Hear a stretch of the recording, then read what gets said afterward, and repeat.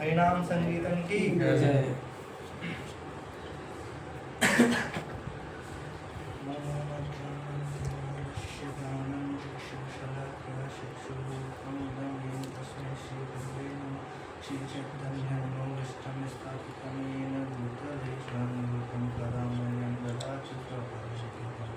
वंदे अहं श्री गुरु श्री कमलं श्री गुरु वैष्णव श्री रूपं शास्त्रं संगमातं तं सजीवं वेदं पौरुषं परिजनस्थितं कृष्ण चैतन्य देवं श्री राधा कृष्ण पादान् संगतं श्री शाखावान् हे कृष्ण करुणा सिंधु दीनबंधु जगत्पते गोपेश राधा कांत नमोस्तुते तप्त कांचन गौरांगी राधे वृंदावनेश्वरी विष्णुसुते देवी पुण्यमोहिनी वाञ्छाकल्पतरुभ्यश्च कृपासिन्धु भवेयुः च पतितानां पावनेभ्यो वैष्णवेभ्यो नमः कृष्णकृष्णाय भूतले श्रीमती भक्तिवेदान्त स्वामी नमस्ते सरस्वती देवे गौरवाणी प्रचारिणी निर्विशेषशून्यवादी पश्चादेशतां हे श्री कृष्ण चैतन्य नित्यानंद श्री अद्वैत गदाधर शिवासादि हरे कृष्णा कृष्णा कृष्णा हरे हरे हरे राम राम राम हरे हरे। हरे कृष्णा। तो आज हम भगवद गीता के अध्याय नंबर 1 के श्लोक नंबर 11, 12 श्लोक पर चर्चा करेंगे।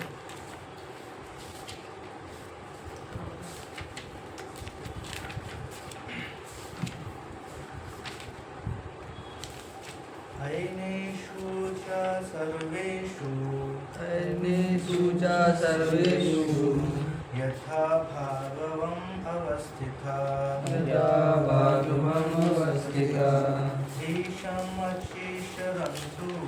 भीष्मेव रक्षन्तु भवन्तः सर्व एव हि अयनेषु च सर्वेषु यथा भागम् अवस्थिता भीष्म एव अविरक्षन्तु भवन्तः सर्व एव हि अयनेषु च सर्वेषु यथा भागम् अवस्थिता भीष्म अविरक्षन्तु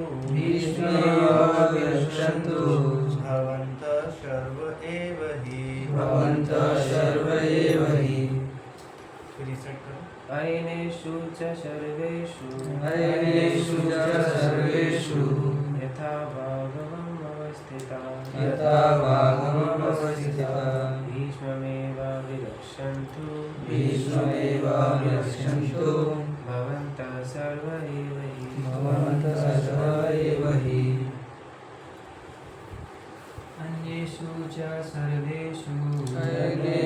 च सर्वेषु विशु यथा यथा भागमवस्थिता यथा भागमवस्थिता भीष्मैवाभिरक्षन्तु भीष्मैवाभिरक्षन्तु भवन्तः सर्व एव हि भवन्तः सर्व एव हि। तो इस श्लोक में हम अर्थ प्रभुपाद जी के द्वारा अथैव सेनवेयु, मैं अपने अपने मोर्चों पर खड़े रहकर आप सभी भीष्म पितामह को पूरी सहायता दें। तात्पर्य, भीष्म पितामह के शौर्य की प्रशंसा करने के बाद दुर्योधन ने सोचा कि कहीं अन्य योद्धा यह न समझ लें कि उन्हें कम महत्व दिया जा रहा है। अतः दुर्योधन ने अपने सहज कूटनीतिक ढंग से स्थिति संभालने के उद्देश्य से उपयुक्त शब्द कहे। उसने बलपूर्वक कहा, भीष्मदेव निस्संदेह महानतम योद्धा हैं, किंतु अब वे वृद्ध हो चुके हैं। अतः प्रत्येक सैनिक को चाहिए कि चारों ओर से उनकी सुरक्षा का विशेष ध्यान रखे। हो सकता है कि वे किसी एक दिशा में युद्ध करने में लग जाएं और शत्रु इस व्यस्तता का लाभ उठा ले। अतः यह आवश्यक है कि अन्य योद्धा मोर्चों पर अपनी अपनी स्थिति पर अड़िग रहें और शत्रु को व्यूह न तोड़ने दें। दुर्योधन को पूर्ण विश्वास था कि कुरुओं की विजय भीष्मदेव की उपस्थिति पर निर्भर है। उसे युद्ध में भीष्मदेव तथा द्रोणाचार्य के पूर्ण सहयोग की आशा थी, क्योंकि वह अच्छी तरह जानता था कि इन दोनों ने उस समय एक शब्द भी नहीं कहा था जब अर्जुन की पत्नी द्रौपदी को असहाय अवस्था में भरी सभा में नग्न किया जा रहा था। जब उसने उनसे न्याय की भीख मांगी थी, यह जानते हुए भी कि इन दोनों सेनापतियों के मन में पांडवों के लिए स्नेह था।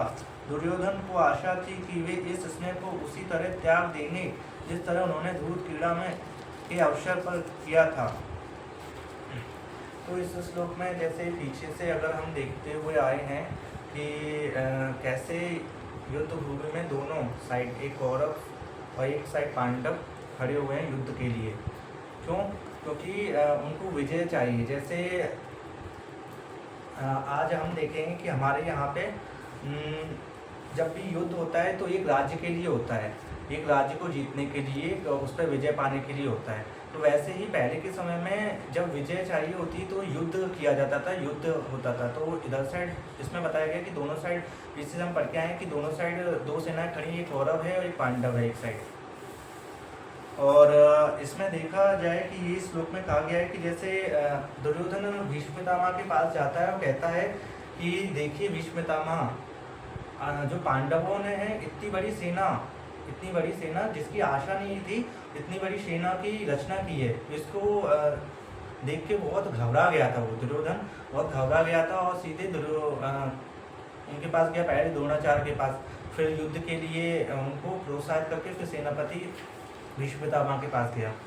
तो इसमें भीष्म पितामह के पास गया, उनसे बोलने लगा कि आप हमारे सेनापति हैं और आपको यानी निर्देश करना है, इस पूरी सेना का आत्मबल बढ़ाना है और इस सेना को जिताना है, यानी हमको जिताना है, ऐसा वो उनसे सुनना चाहता था।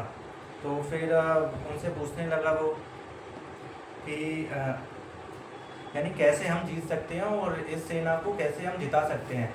तो वो उनकी बहुत प्रशंसा करने लगा और इसमें बोला गया कि वैसे तो भीष्म पितामह बहुत वृद्ध थे, यानी सबसे बड़े वो पूरे कुरुवंश में वही थे। अगर देखा जाए तो पूरे कुरुवंश में भीष्म पितामह ही सबसे बड़े थे। लेकिन जब दुर्योधन उनके पास गया तो उसको भय था कि कहीं जो भीष्म पितामह हैं वो पांडवों की साइड तो नहीं मिले हुए हैं, क्योंकि उसको लग रहा था कि स्नेह जो था वो भीष्म पितामह का वो पांडवों की साइड ज़्यादा था। तो उसको लग रहा था कि कहीं भीष्म पितामह उनकी साइड से यानी मिले तो नहीं है। तो वो उनसे पूछने गया कि यानी उनके पास गया और उनको बोलने लगा कि देखिए पांडवों ने इतनी बड़ी रचना की है तो उसको जीत पाना मुश्किल है, लेकिन अगर आपका साथ है तो हम जीत सकते हैं। तो फिर ऐसे उनकी प्रशंसा करने लगा और उनको थोड़ा आत्मबल देने लगा कि उनसे बोलने लगा कि आप उनकी साइड नहीं है, आप हमारी साइड है, उनको ऐसा सिखाने लगा, ऐसा बोलने लगा। फिर उसके बाद उसने सोचा कि एक लीडरशिप क्वालिटी क्या होती है कि लीडरशिप क्वालिटी ये होती है कि जो मेरी सेना है और जो मेरे साथ है उनका आत्मबल बढ़ाना। तो आत्मबल कैसे बढ़ाया जा सकता है कि उनको प्रोत्साहित करके। तो वहाँ पे भीष्म पितामह को प्रोत्साहित कर रहे थे दुर्योधन, लेकिन वहाँ पे उनकी सेना भी थी। तो वो ये ना सोचे कि सिर्फ इस सेना में वही अकेले नहीं है, हम भी लोग हैं। तो उनका मनोबल बढ़ाने के लिए उसने क्या कहा कि उसने कहा कि अपनी सेना से कहा कि भीष्म पितामह तो योद्धा हैं ही, लेकिन वो बूढ़े हो चुके हैं, तो उनमें शक्ति कम है, इसलिए आपकी सहायता की बहुत ज़रूरत है। और इसलिए आप अगर जो सारी सेना है वो अगर भीष्म पितामह के चारों ओर सुरक्षित यानी उनको प्रोटेक्ट करेगी, तो भीष्म पितामह और अच्छे से लड़ पाएंगे और अच्छे से जीत पाएंगे, यानी और अच्छे से लड़ पाएंगे, ऐसा उन्होंने कहा अपनी सेना का मनोबल बढ़ाने के लिए। तो और एक और है कि एक मैं स्टोरी बताता हूँ, छोटी सी स्टोरी है। एक बार यानी युद्ध का समय था, तो भीष्म पितामह अपने शिविर में बैठे हुए थे, रात का टाइम था। तो दुर्योधन जाता है और उनसे वार्तालाप करता है, उनसे बोलता है कि उन्होंने यानी पांडवों ने इतनी बड़ी सेना का रचना की है और कैसे हम जीतेंगे, ऐसे चर्चा हो रही थी। तो उसने भीष्म पितामह से कहा कि जो दूसरा दिन है उसमें युद्ध होगा, तो आप सब पांडवों को यानी आप हैं वो सब पांडवों को ख़त्म कर दीजिए, यानी मार दीजिए। आप में तो इतना बल है, इतनी शक्ति है, आपने इतने सारे युद्ध जीते हैं, तो ऐसा क्यों नहीं हो सकता, आप उनको क्यों नहीं मार सकते। तो फिर उन्होंने वचन दिया, ठीक है, कि उन्होंने यानी जोश में यानी कहा कि वचन दिया उसको खुश करने के लिए, ठीक है, अगले दिन युद्ध होगा तो वो रहेंगे या फिर मैं रहूँगा, या फिर उनकी मृत्यु होगी या फिर मेरी मृत्यु होगी, ऐसा उन्होंने कहा, यानी या फिर उनकी हार होगी या फिर मेरी हार होगी। तो दुर्योधन बहुत खुश हो गया, उसने सोचा बढ़िया है, अब उन्होंने मेरे को वचन दिया है तो इसका परिणाम तो कुछ होगा ही। जब वो चला जाता है तो इस बात का पता कृष्ण जी को चलता है।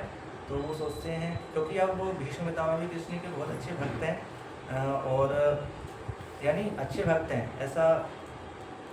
तो फिर कृष्ण जी को पता चलता है कि भीष्म पितामह ऐसा वचन दिया है दुर्योधन को कि कल जब युद्ध होगा तो मेरे में से यानी मैं या पांडवों से में कोई एक रहेगा, या फिर वो रहेंगे या फिर मैं रहूँगा।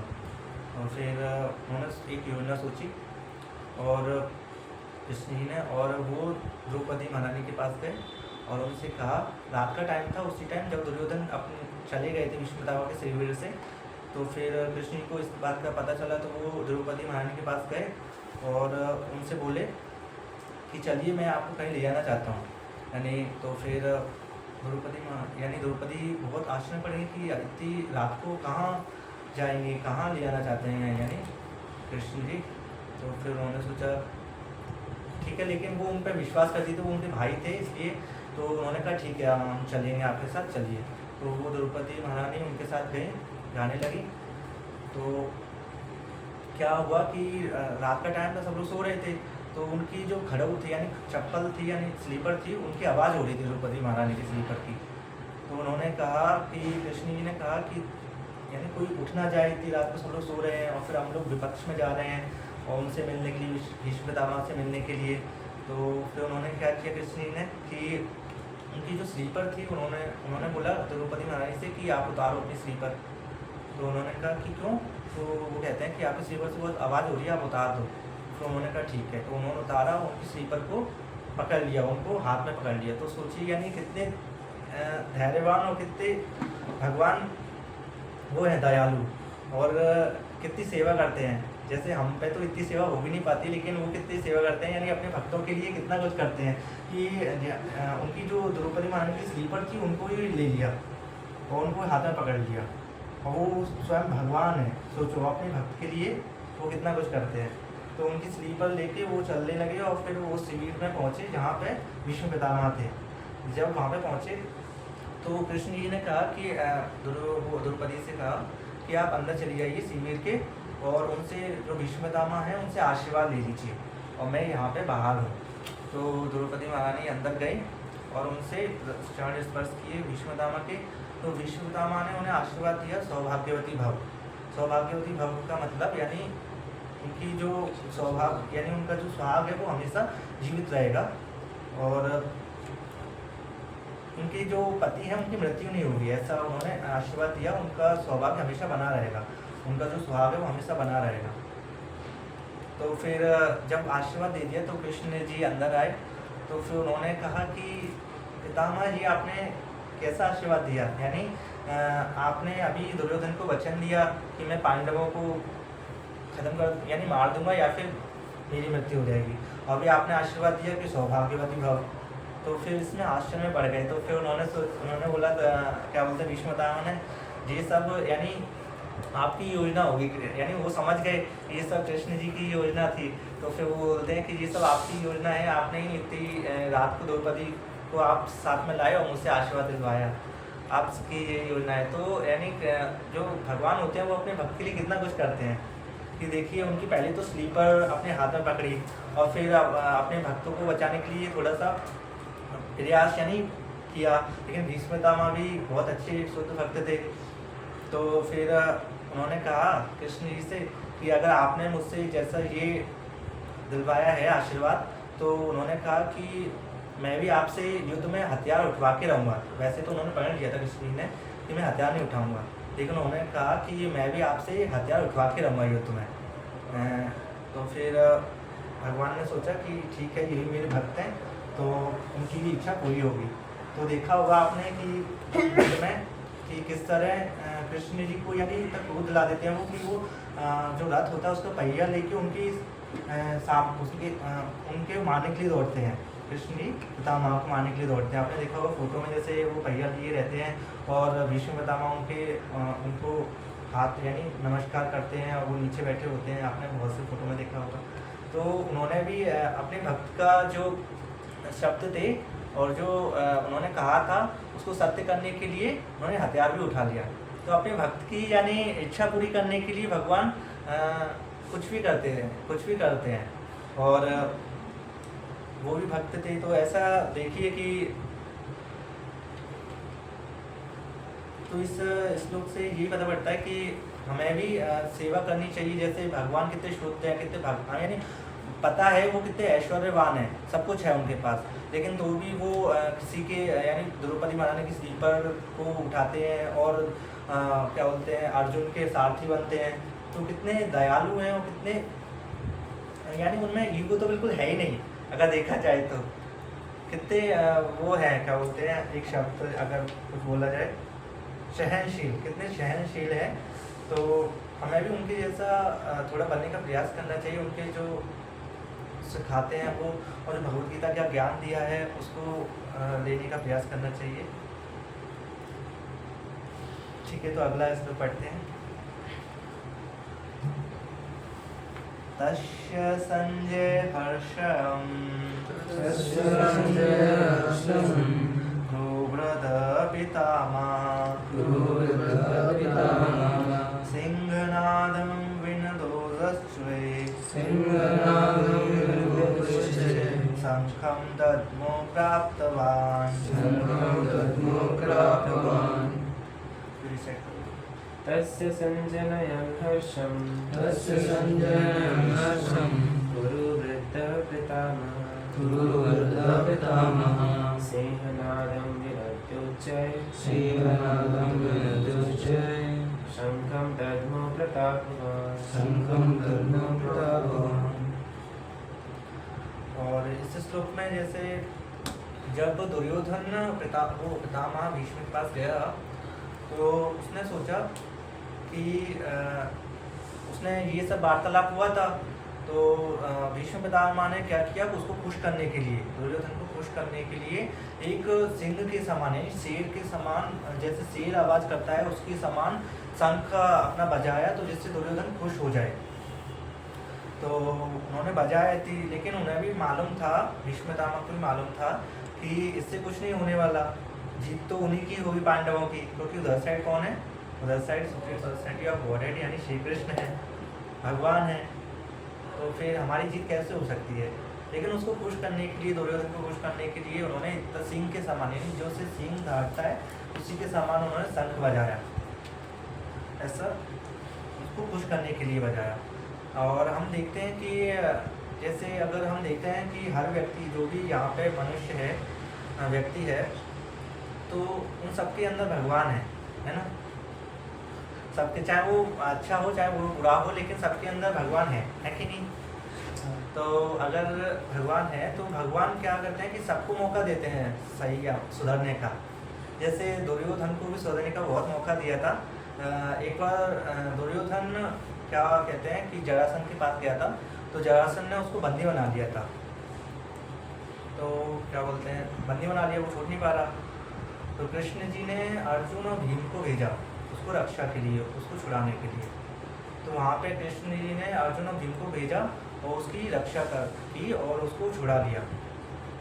तो यहाँ पे देखिए कृष्ण जी ने, यानी पता है वो कितना दुष्ट है, कितना पापी है दुर्योधन, लेकिन तो भी उसकी रक्षा के लिए किसको भेजा, अर्जुन को और भीम को भेजा। और यहाँ पे दूसरा फिर उन्होंने सचेत वहाँ पे किया दूसरी जगह कि जब कृष्ण जी शांति दूत बन के आए, तो शांति दूत बन के आए तो दुर्योधन को कितना कहा कि उनको एक राज्य दे दीजिए, राज्य नहीं तो 5 गांव दे दीजिए। तो 5 गांव भी देने के लिए दुर्योधन राजी नहीं था, है ना। उसको 5 गांव भी नहीं देने थे, लेकिन तो भी कृष्ण जी ने उसको 5, यानी उसको कितना समझाया, उसको कितना बोला। क्योंकि भगवान जब यानी अगर कुछ जो भक्त होते हैं, जो मनुष्य होता है उसके अंदर भगवान है, हमें पता है, तो उसको सही करने के लिए, उसको सही राह पे लाने के लिए बहुत से मौके देते हैं। लेकिन जो व्यक्ति समझ नहीं पाता ना, जो उन पे चल नहीं पाता, वो कभी यानी सही रास्ते पे आ नहीं सकता। जैसे दुर्योधन को कितना समझाया, कितना बोला, कृष्ण ने समझाया और कितने मौके दिए उसको, लेकिन तो भी वो सही रास्ते पे नहीं आ पाया।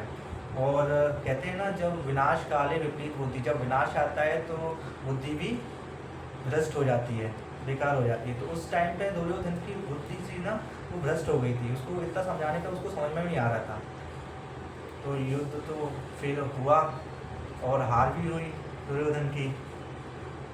तो ऐसा, यानी जब मौका मिलता है ना हमें, भगवान सबको मौका देते हैं सुधरने का, क्योंकि भगवान सबके अंदर है, हम जानते हैं हर किसी के अंदर भगवान है। तो जो बुरा व्यक्ति होता है ना, उसको सुधरने का बहुत मौके देते हैं, लेकिन अब वो सुधरे नहीं तो फिर गलती तो उसकी है। तो मैं इसका तात्पर्य थोड़ा सा पढ़ता हूँ तुलसी के द्वारा जो दिया गया है। तो वंश के यो व्रत पितामह अपने पौत्र दुर्योधन का मनोभाव जान गए और उसके प्रति अपनी स्वाभाविक दयावश उन्होंने उसे प्रश्न करने के लिए अत्यंत उत्सव से अपना संग बजाया। वही मैंने बताया था कि संग को जो उनकी सिंह के समान स्थिति के अनुरूप था। अप्रत्यक्ष रूप से संघ के द्वारा प्रतीकात्मक ढंग से उन्होंने अपनी हताश पुत्र दुर्योधन को बता दिया कि उन्हें युद्ध में विजय की आशा नहीं है, क्योंकि दूसरे पक्ष में साक्षात भगवान श्री कृष्ण है। फिर भी युद्ध का मार्गदर्शन करना उनका कर्तव्य था और इस संबंध में भी कोई कसर नहीं रखेंगे। अब इसमें एक और है कि गुरुपाद जी ने इसमें बताया कि जैसे पहले जो युद्ध होते थे उसमें राजा लोग भी पार्टिसिपेट करते थे। ऐसा नहीं था कि युद्ध में सिर्फ सैनिक चले गए और सेनापति चले गए, राजा वहाँ पे बैठे बैठे सुनना है, तो ऐसा नहीं होता था। वहाँ पे देखिए भीष्म पितामह कितने यानी वृद्ध थे, सबसे बूढ़े वो वही थे कुरुवंश में, है ना, लेकिन तो भी वो युद्ध करने के लिए गए, है ना। और लेकिन जो धृतराष्ट्र थे वो यानी युद्ध के लिए नहीं गए, क्योंकि वो अंधे थे और वो देख भी नहीं सकते थे, तो युद्ध के लिए वो नहीं गए थे। लेकिन भीष्म पितामह कितने वृद्ध थे तो वो युद्ध के लिए गए। लेकिन आज के समय में क्या होता है, नेता लोग अपने घर पर बैठे रहते हैं और सुनते रहते हैं, और जो सेना है वो युद्ध करती है। तो आज के समय में कितना अंतर है कि पहले लोग राजा स्वयं युद्ध करने आता था, सेनापति और सैनिक, लेकिन अभी सैनिक युद्ध करते हैं और राजा जो रहता है वो अपने यानी घर पे बैठा रहता है। जैसे नेता लोग हुए हमारे यहाँ पे, वो अपने घर पे बैठे रहते हैं और यहाँ पे सैनिक युद्ध करते हैं और अपनी जान गंवाते हैं, है ना। तो आज के समय में बहुत, और जो पहले का समय था उसमें बहुत फर्क है। और समय हो गया है तो हम अपनी वाणी को विराम देंगे, बस 2 शब्द कह के कि आप हरे कृष्णा महामंत्र का जप करते रहिए। तो आपके अंदर जो सारी बुराइयां हैं वो आपके ख़त्म हो जाएंगे और आप सहनशील बनेंगे और जो आपके अंदर ईगो है यानी और जो बुरी भावना है एक दूसरे के प्रति ईर्ष्या है वो भी ख़त्म होगी। तो आप रोज़ आप चैंटिंग कीजिए हरे कृष्ण। श्री रूपाद की जय। भक्त रोहित प्रभु की जय। तो रोहित प्रभु ने इतनी अच्छी क्लास ली और उनको हम 3 बार जोर से हरि बोल बोलकर धन्यवाद बोलेंगे। हरि बोल, हरि बोल, हरि बोल।